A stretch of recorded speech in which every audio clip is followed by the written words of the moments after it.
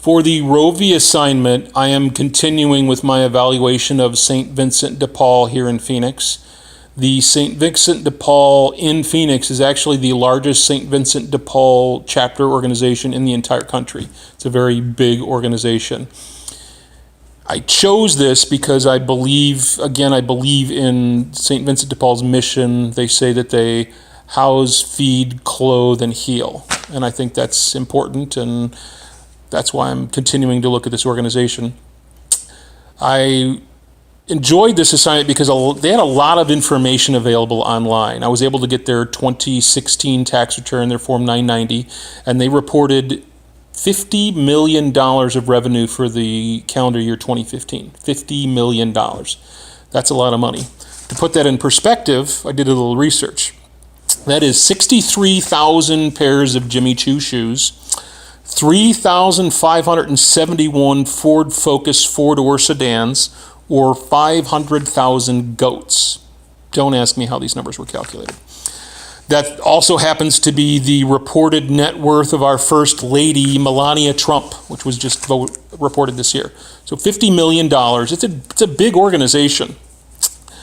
What I did for a lot of these calculations is I looked at the 990 tax return and I looked at the corresponding line items for things like IT costs, office costs, travel, facilities, etc. And then I divided that by the number of employees reported in the company, which was 317, which also came from the 990 tax return.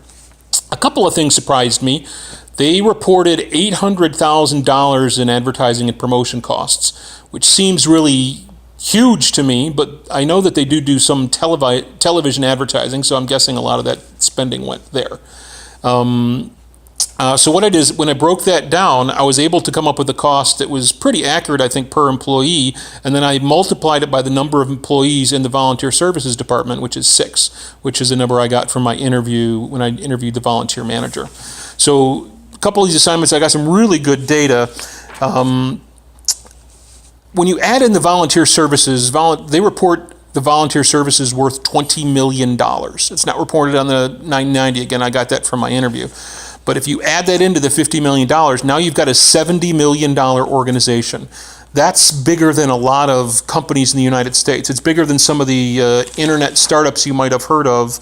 Gigmasters, SkilledStorm, Basecamp, all smaller U.S. internet startups, but all worth less than $70 million.